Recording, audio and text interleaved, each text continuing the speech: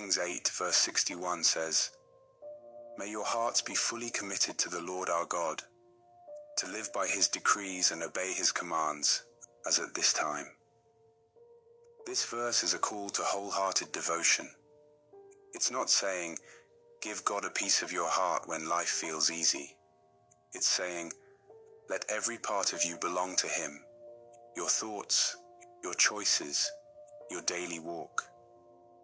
God isn't asking for a weekend visit or occasional attention. He's asking for your heart, fully, sincerely, and daily.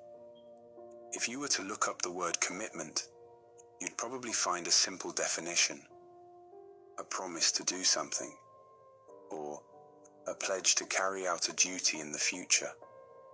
But real commitment, especially in the spiritual sense, is so much more than just a definition. It's not a shallow agreement or a temporary feeling. It's a deep, intentional decision, a choice to give your time, your energy, your heart, and your loyalty, because you believe something is worth it. Commitment is what keeps you grounded when everything around you is shifting. It's what carries you through seasons of joy and seasons of sorrow. It's not about saying the right words. It's about showing up again and again, even when it's hard, even when it's not popular, even when you feel like giving up. Commitment is what whispers, "I'm staying," when the easiest thing to do would be to walk away. Think about that for a moment. Commitment isn't just about the beginning. It's about staying faithful in the middle and trusting God with the end. To be committed means choosing to stay when things aren't easy.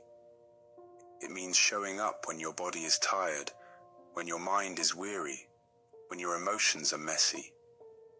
It means standing firm when your prayers haven't been answered yet, when the miracle hasn't come, and when the breakthrough seems far off. It's not a feeling. It's a choice. A holy, soul-deep choice that says, "Jesus, I'm all in." God is not asking for perfection. He's asking for presence. He's not looking for performance. He's looking for surrender. To say, "God, even when it's hard, I'm still yours."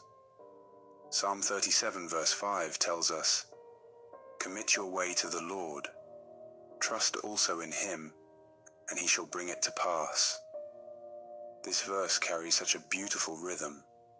Commit, trust, and then wait for God to bring it to pass. It tells us that when we fully hand our lives over to God, not just our prayers, but our pathways, our decisions, our goals, he steps in. He guides, he protects, he moves things according to his perfect plan. So let me ask you, have you committed your way to the Lord?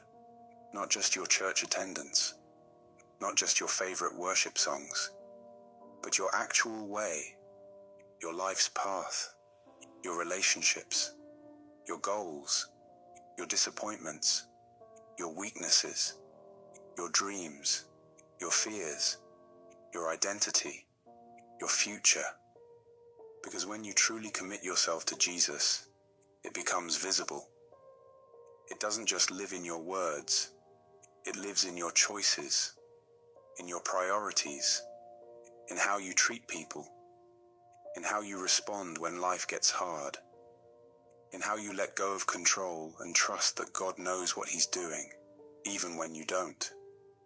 So today, I'm encouraging you to make a decision, a firm choice that says, "Jesus, I'm yours, all of me, my whole heart. I won't hold anything back." You don't have to wait for the next revival service or conference. You don't have to wait until someone lays hands on you. You don't have to wait until you feel worthy or perfect or strong enough. Right now, in the middle of your ordinary day, you can choose to say yes to Jesus with your whole heart.